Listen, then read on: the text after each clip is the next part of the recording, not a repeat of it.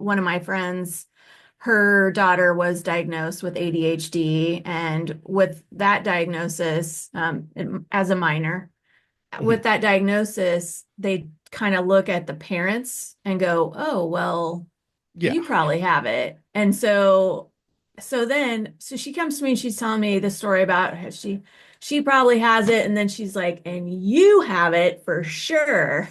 And I'm like,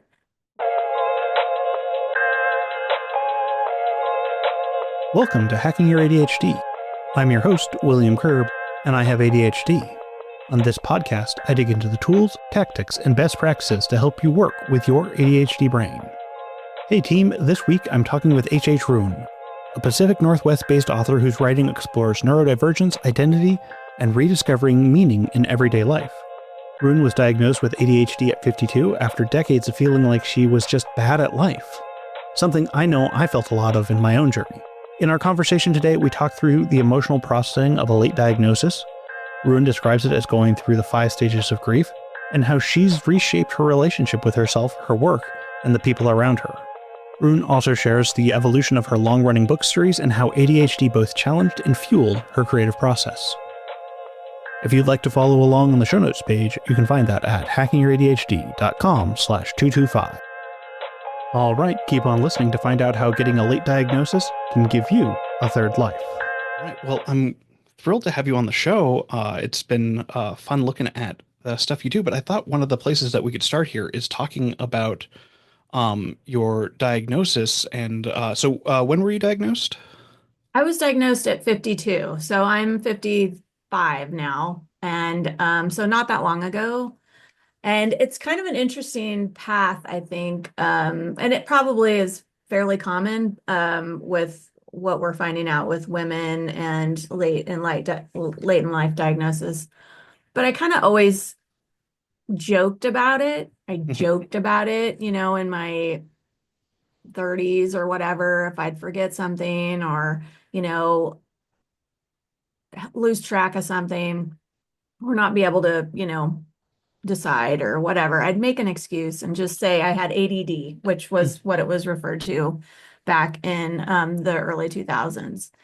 And, but I didn't do anything about it. I didn't, tell the doctor. I didn't go and see a psychiatrist or anybody and try and have some understanding around it. It was just a joke. And then fast forward to like around 2019, one of my friends, her daughter was diagnosed with ADHD, and with that diagnosis, as a minor, with that diagnosis, they kind of look at the parents and go, "Oh, well, Yeah. you probably have it." And so she comes to me and she's telling me the story about how she probably has it, and then she's like, "And you have it for sure." And I'm like, what? So, so that was one little seed, that was planted, but I didn't do anything about it still. And I was just going along, living my life. And I got on TikTok and I started seeing people and videos of things that I could really relate to. Mhm. And and I was like, oh, okay, this is interesting. And then I heard a video by Mel Robbins, who's a self-help Mhm. guru, and she described her late in life diagnosis as being the young girl who, kind of was distracted in school, the daydreamer, and then how that led into kind of some anxiety and depression because she wasn't as successful, in the scheme of things with school or, just being social. And that kind of hit me because, at times I have been on antidepressants and things and really struggled with this whole worthiness thing because I felt like I didn't know what I was doing ever. And so I think there was one day, and I was supposed to go to the doctor, my regular practitioner, a couple days later, and I just watched TikTok all day, the whole day, Mhm. and I just wrote down all the stuff, like every single thing that I could relate to, the rejection sensitivity dysphoria, you know, um, moving my feet when I sleep. Like I wrote down everything that I related to, and I took it to the doctor, and I'm like, here. And she read it and she's like, whoa. And yeah, that was my diagnosis. I didn't have thousands and thousands of dollars, but I've also had that same doctor for 25 years. So like she knew me. It wasn't me trying to go after meds. She saw that I was really struggling. And I don't know when you got diagnosed, but so she gave me a test, like a written test to take. And I wanted to rewrite the thing. Like, what was that test? That was the most poorly worded test. And then you're supposed to like categorize how you feel about something from 1 to 5, but they didn't give any boxes. There was just like this space. And I'm like, well, should I use this space as a graph of 1 to 5? Like, what are we doing here? And I handed it back. I'm like, that was the worst test I've ever taken, you know? Yeah. I don't know if that's part of it. Maybe all of us want to rewrite the test.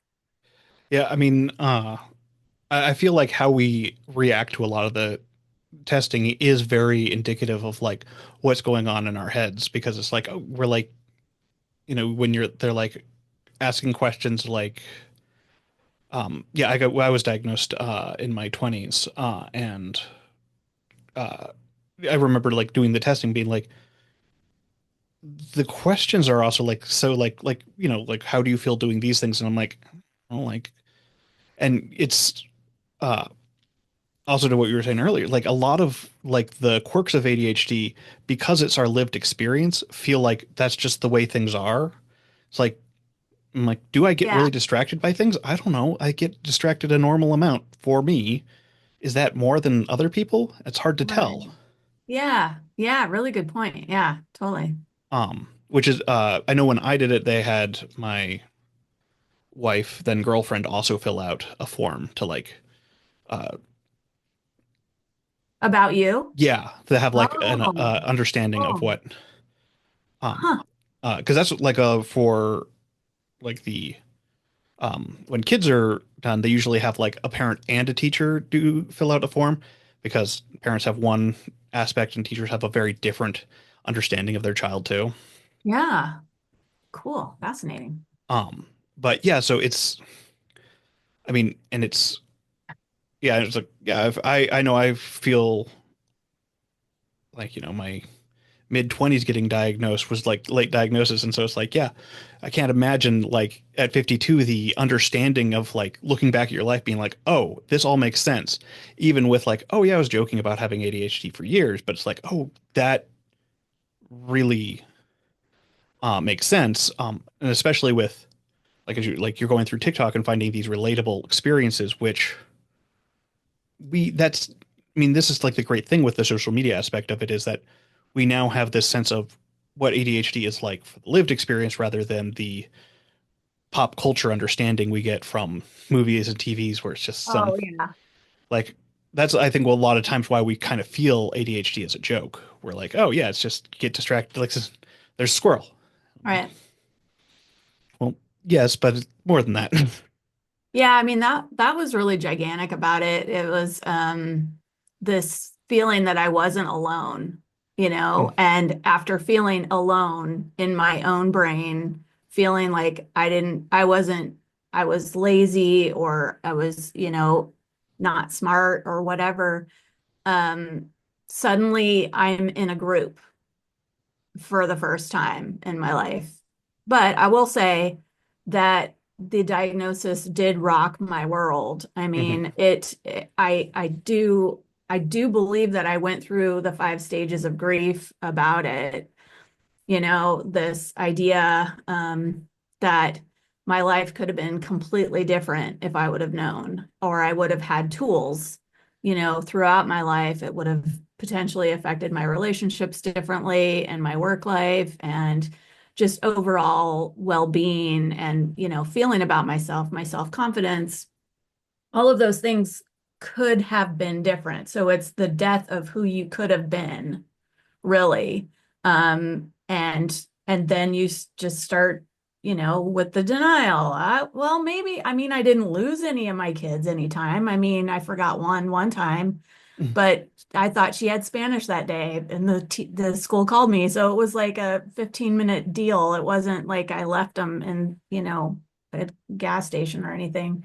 So maybe I didn't, but I think I did, and I think I don't know of any science-backed research about it, but I have heard that women as they age and their hormones start to change, it becomes more pronounced. And Yeah. so maybe that is why I started to see that when my hormones were changing and it was like I can't not see this now. I can't ignore it.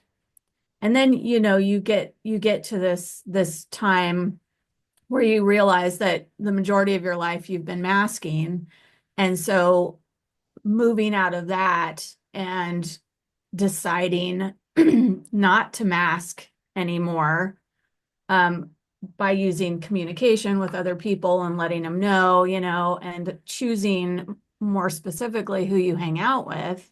Hmm. Um, it's all been a gift, really. I mean, I'm happy to have the diagnosis. I'm happy to be in the club in quotation marks. A lot of my favorite people are similarly minded. So I don't look at this as a disability. I look at it as a different brain style. Hmm. And yeah, so I don't beat myself up about it. I'm not offended with the squirrel jokes, like whatever. And I like squirrels, so Yeah. it's okay. So yeah. Yeah. I mean, that's one of the funny things too, is like I'll be like out on a walk and I'll see a squirrel. I'm like, squirrel. Oh my God. That is being very stereotypical here, Will. But the squirrels are cool, so yeah. Yeah, they're really cool. And like when they land and they're like superheroes, have you Yeah. seen them? Like, yeah, anyway. Yeah, forest up here I walk through and I'll see them like jumping branch to branch. I'm like, Yeah, hardcore. yeah, it's so much fun. So I think this description of your journey is going through the five stages of grief is really interesting. Um, do you think you could describe that a little bit more, like what that was like going through that process of self-acceptance? Yeah, I think it took me probably about 4 to 5 months. And I didn't write down the 5 stages, and maybe you can help me with it, but it's like um there's like denial, there's anger, there's acceptance. That's the last one. Yeah, okay. Didn't, Bargaining or yeah, something, I yeah, think is one of them. yeah. And I can't remember the other Okay. one, but it's Denial, anger, bargaining, depression, acceptance. depression. Yeah. Okay. Yeah. So I hit all of them, it was just very similar to losing my job in 2020. I felt like I went through all of those things. And yeah, it's when you look at it that way, you give yourself a little bit more grace about it because Hmm. it is a gigantic upset to what you believed prior to. So, the depression was just kind of thinking about what I could have done. Yeah, It's what what could I have done differently? Maybe my relationships would have been better if I would have known that I had this part of me that was always looking for the hammer to fall, or believing that uh the insecurity of just being myself, probably with parental stuff as well, but like feeling like there wasn't something wrong with me. There was just something slightly different than a lot of people. yeah, Um, and then the acceptance, I don't, I don't, I don't give myself any grief about stuff, as far as like I've told people, okay, if I say something completely random when we're all out to dinner with each other, um, people will go, they'll smile and be like, okay. Like it came out of nowhere, and I'm like, would you like me to explain to you how I got there? And they always say yes, and Hmm. they always want to know. And the example I have is like, you go out to a pub or whatever, and they have 17 televisions and they're all running something different. And I'm looking around trying to figure out how they're doing that. Do they have 17 cable boxes in the back or Mm. whatever? And I asked the group, and it's completely random because they were talking about their jobs or their kids or whatever. And so I was just telling them, look, I've been processing this for like 15 minutes trying to figure out how they're doing that because I'm noticing that these are all different shows. And yeah, I kind of went off on a tangent there, but I guess I'm gonna write more about this in one of my upcoming books, the play by play, but I Hmm. the anger I didn't have a tremendous amount. I had, I guess, a little bit. Like I told one of my friends who was a school teacher, and I'm like, yeah, I got diagnosed with ADHD, and she's like, well, duh. And I'm like, hey, like that's not cool. Like I would tell somebody if I thought that they, had that, especially if they had some expertise about it. She had kids that she was around all the time and a little bit upset with my therapist for never bringing it up to me. Hmm. Like surely he should have noticed. So, that's some of it. Yeah. And then with all of those parts, it's like, well, then you have to make the decision on whether you're going to medicate or not.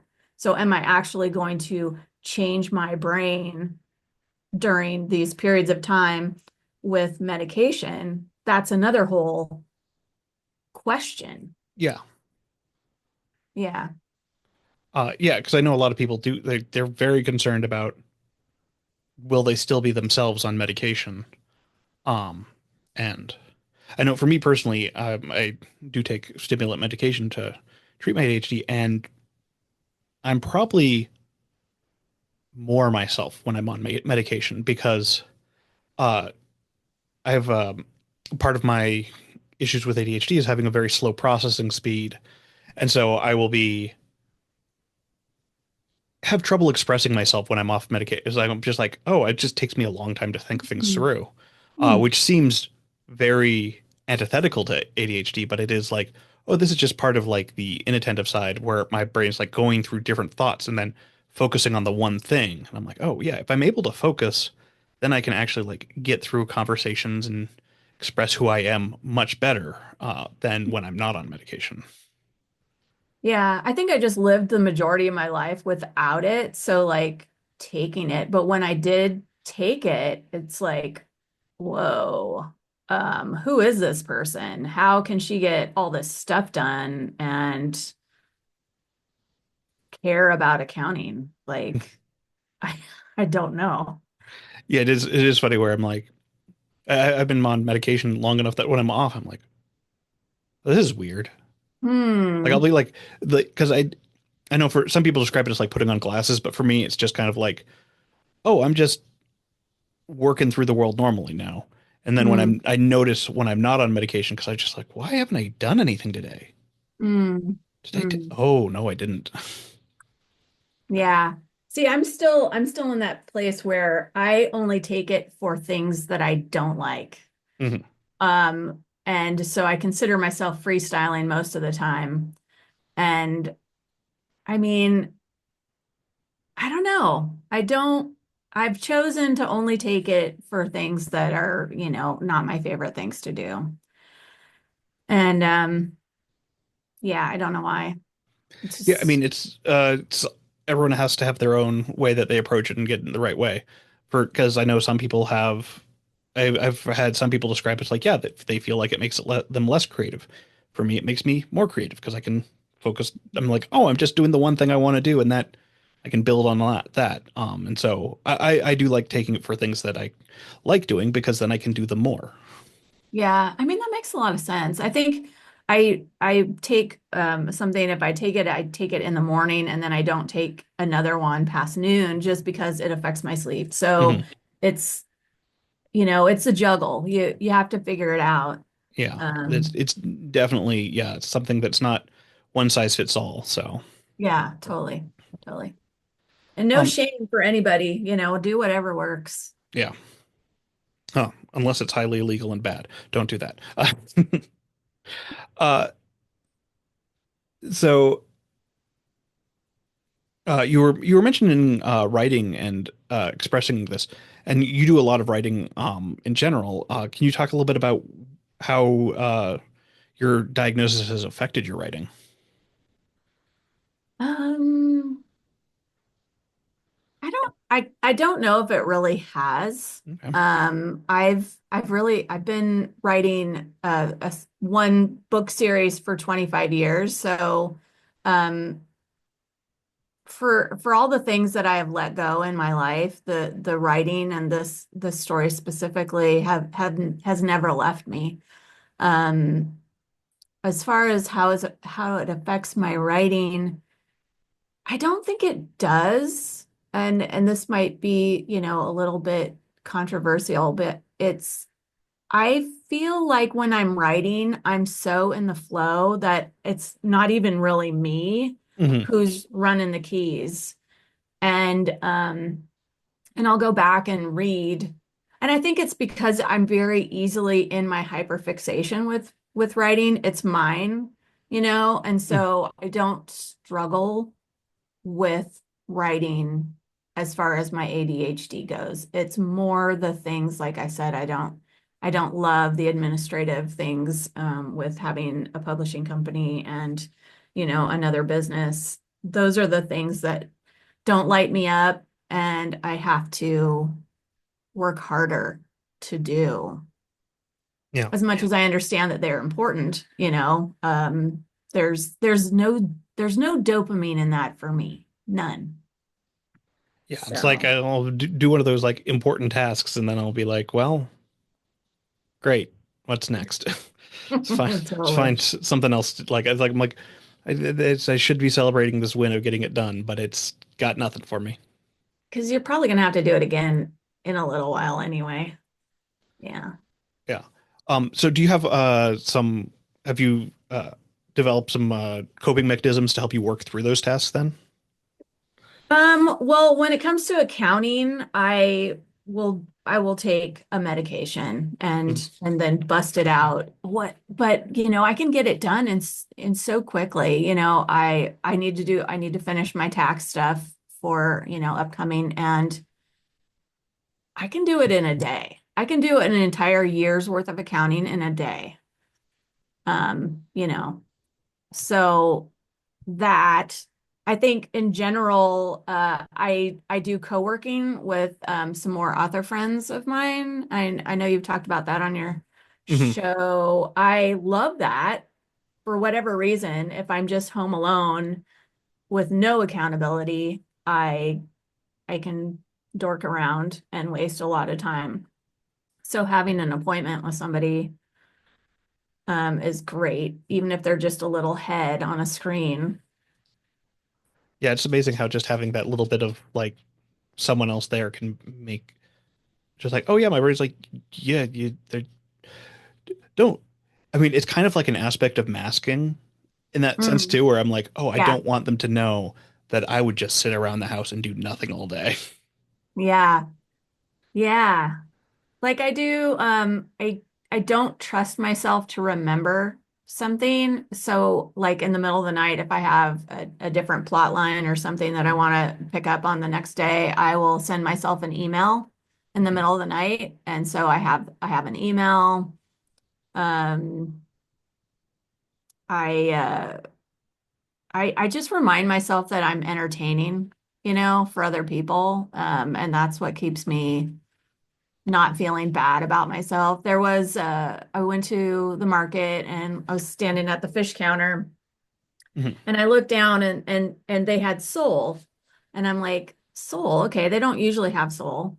So I asked the fish market man, is that one of those flatfish like a halibut? And he said yes. And then I just stepped back with my insecure self and went, oh, that was probably a weird question. I didn't ask how it tasted. I didn't ask if it was light or whatever. Mhm. And I said, I'm just really naturally very curious. Um, and he's like, well, that means you're never going to get old. Mhm. And and I loved that. I mean, we're so curious and I'm making it okay. Yeah, I mean, once there's always more stuff to learn. Like Wikipedia is like the number one thing I look up online. Awesome. I'm always just like, yeah, every year when they have like their like donation drive, I'm like, oh, I need to because I used you daily uh for the weirdest things. Um, I was reading about coyote wolf hybrids this morning, uh, Oh, which I did not know are a thing, but I apparently, did not. Wow. yeah, there's a. But why were you reading about that? How did it come to you? Uh, I heard coyotes howling last night at 11:30, and I Okay. was like, oh, I want to read about coyotes now. And uh, then I saw this like, oh, there's coyote hybrids. That's weird. Wow. Yeah. Fascinating. Yeah, And we can hold on to those wisdom nuggets too, don't can't we? yeah, About animals and things. I love it. It's yeah, fun. yeah. Well, and like my kids will always be like, uh, you know, they're very similar, and they like have want to tell me about these cool things they learned, and um, it was much better when they watched educational TV, and then they'd be like, "Did you know what I learned on octonauts?" Hmm. Now I get to hear about the Pokemon facts, but Oh, I bet. Yeah. um, so I'm also kind of. Could you tell me a little bit more about? So you said you've worked on this one series for 25 years now. And this is the Find Me, right? Hmm. Can you tell me a little bit? Like, I mean, 25 years working on a single series sounds incredible. Like, it's a lot of time to work on a series. So can you tell me a little bit more about it? Yeah, sure. So I've been writing it for that long because I've set it aside so many times. Felt too stretched at the moment or didn't feel like it was going to turn into something. But it's about a woman who decides that she wants to live an extraordinary life. And she's married and has young children. So it's not like she can just chuck her life and go move to Greece or anything. So she starts making different decisions. She starts saying yes to some of the opportunities that come her way, like joining an indoor soccer team and just doing things just beyond anything she's done. So it starts with that. Then she has this crazy idea that to write up some of her memories of people that she's known into 5 little books, and she doesn't put her name or their names anywhere in the book. But she has a request that the books be passed along until one lands in the hands of someone she wrote about, and that person would bring the book back to her and go, look, what did you do here? Because it's kind of this big global experiment, one, to see if people would help out a stranger with this little mission that they have, and two, to see how small the world really is. It's Hmm. kind of the big tease.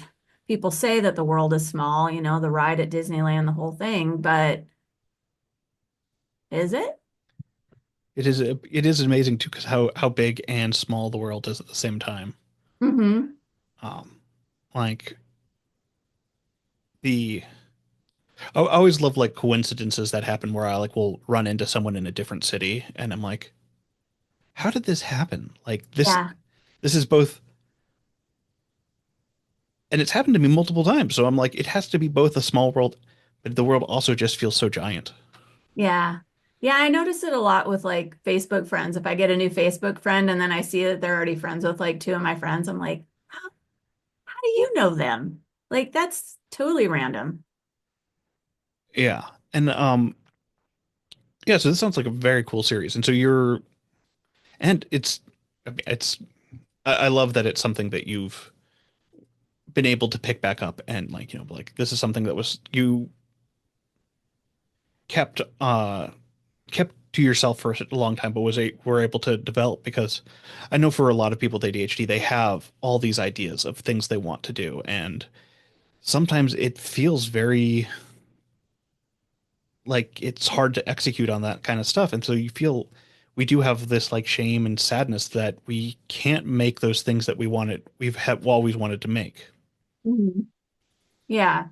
Yeah, so this series is it's also multifaceted too because I think with our brains we can see things, like much differently than a lot of people do. So this book has three different um veins going throughout it. So we get to watch the travels of the books and see the characters that they come into their lives and then see how the book affects them and what changes they make in their lives. So that's one aspect to the book. Then we also get to read her memories of people, which all have the initials at the top of each entry, Hmm. and those are real people from my life. So, and then the third part is the journal entries of the author over time. And a lot of the struggles that you'll read about, you can then kind of correlate back to this ADHD. Some of the troublesome times, um, not feeling okay, walking out of real estate school because I couldn't sit and listen to the tapes. Hmm. Oh, they're so boring. I mean, and people can, and I Yeah. knew that like the numbers weren't going to be my thing. I might miss $10,000 on your bid because, Hmm. it wasn't meant for me. So, but I think that's part of why I've been able to hold on to it is because it was a massive undertaking that tickled my brain.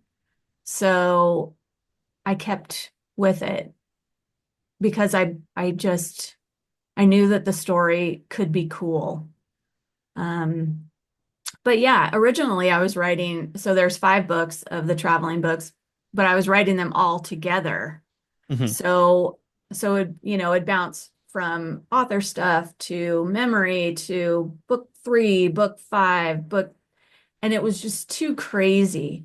So I got with a book consultant, author friend of mine, and she was like, I think you need to turn it into 5 books. And and really, I hadn't been able to see that myself, but her saying that was like go time. And then it's really just fallen into place. And I've learned so much about, indie publishing because my book was very non-traditional. So Hmm. I got a lot of the rejections, but in the end, it was like, I don't care. I'm gonna do this because I have to do it. So yeah. Yeah, I mean, I feel like that's yeah for writing. It's yeah, if you have that inside you, it's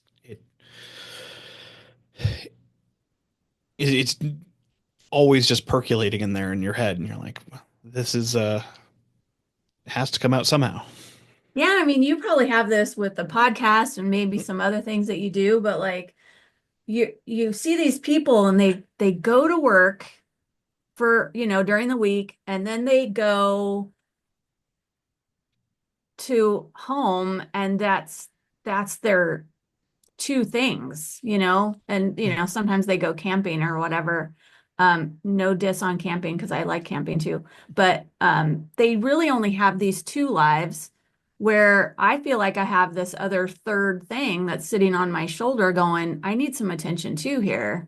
And you have your podcast, you have this Hmm. thing that's always in your head. Well, I could do a topic on this or, you know, I don't know what it's like to have 2 things.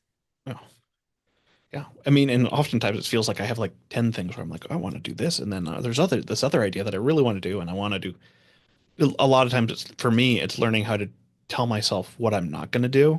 Hmm. And because I'll be like, oh yeah, here's 4 topics for podcast episodes I want to do. I can only really focus on one at a time.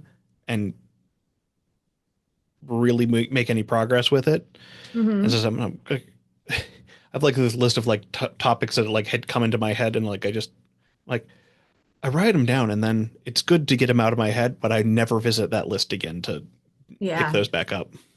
Yeah, for me, some of that has been like businesses. Like I'll think, and I think it's good. It's because of our brains, we see what's missing or we see a gap, and like in the movie Robots, it's a see a need, fill a need, Hmm.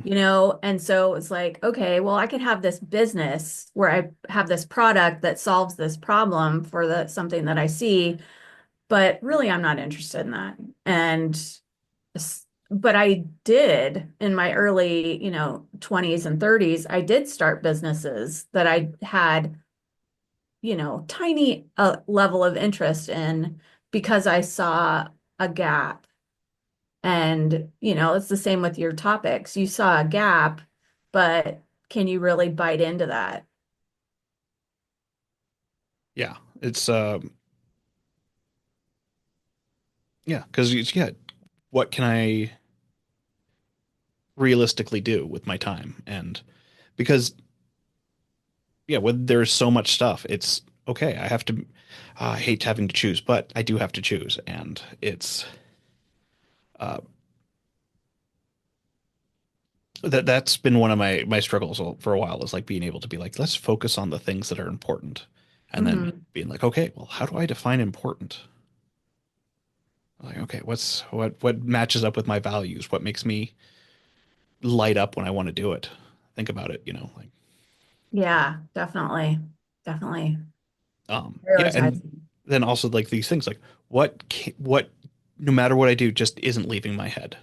If I can't get this, if it just keeps coming back, it's worth exploring more. Yeah. Yeah, totally. Totally. Yeah. All right. Well, we're kind of coming up on time here, so I was wondering if you had any other thoughts you really wanted to leave the audience with. I've got this other little side project that I'm working on currently, and I'm just on this intense spiritual journey, Hmm. and I've been meditating a lot. Oh. And I really hadn't touched meditating, just understood it, from a basic point of view throughout my life. But but I'm doing it more often. I'm doing it every day. And it's helping me with, having a broader view on the world. It's helping me to remain calm in the chaos, and you know what I'm talking about. Hmm. But one of the things that I think is so cool is that when I'm doing it, I get all tingly, like my body gets tingly, and it feels like there's an energetic shift. And I think that that really tickles the ADHD brain. We're always searching for something that's gonna make it cool. And so that's just what I want to share is I'm having this cool experience and looking at the brain very differently, looking at the potential power that we have in our brains Hmm. and and just celebrating that. So, yeah, meditation. I had no idea, Yeah. but it is becoming my jam. Yeah. I know a lot of people with ADHD are both very hesitant to start meditation, but is something that's a lot of people find incredibly helpful for helping just manage their day-to-day ADHD because it's just, oh yeah, I'm learning how to be okay with my thoughts and to sit with them Mhm. and not have to do the impulsivity and just be like, oh, I had a thought, I didn't have to act on it. Yeah. Or like I just don't have to freak out. We can take a step back. Hmm. Um, so yeah, Yeah. it's been nice to talk to you. Yeah. And if people want to find out more about your work and your books, where should they go? We'll have a website, rune.com. I'm on TikTok if you want to hang out with me. Yesterday, I showed some of my dance moves in the kitchen. Nice. Um, my books are on Amazon, probably have to type in find me and then Rune in order to find them, because find me is apparently, when I came up with this 25 years ago, since then has become a more common title. Mhm. So yeah, I'm on Amazon, Barnes and Noble. Yeah. Awesome. Well, thank you so much for coming on the show. I think people will really enjoy this. And Thank you. all right. Thanks again to Rune for coming on the show, and thank you for sticking with us all the way to the end. Before you go, though, let's do a quick rundown of today's top tips. 1. Avoid relying on memory, especially for creative ideas, and lean on tools like reminders, email, and structure to back up your attention. Don't just trust your brain to remember, and instead trust the systems that you've set up. 2. Try celebrating your ADHD curiosity. Instead of shaming yourself for going down random thought paths, reframe your curiosity as a gift, and use humor to engage others. 3. Getting a late diagnosis can require a lot of emotional processing. Rune describes going through the 5 stages of grief post-diagnosis, acknowledging that the loss of a life that could have been is real and valid.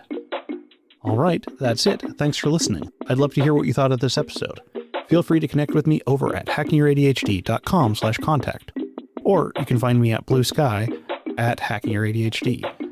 If you'd like links or to read this episode's transcript, you can go to the show notes page at hackingyyouradhd.com/225.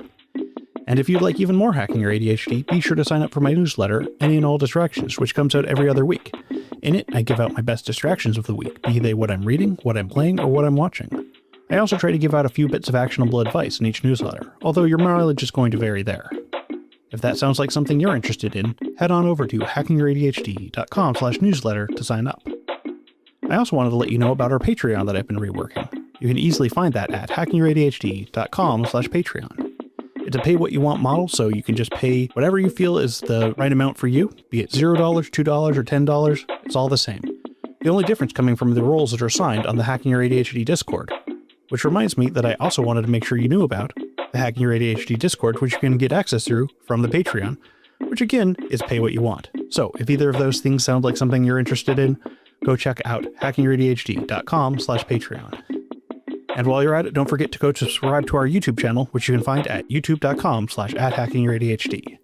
And finally, if you'd like another way to support the show, the best way to do so is to tell someone about the show, especially if you think a particular episode would resonate with them. Just click the share button on your podcast player. And now for your moment of dad. Why do graveyards have gates? Because people are dying to get in.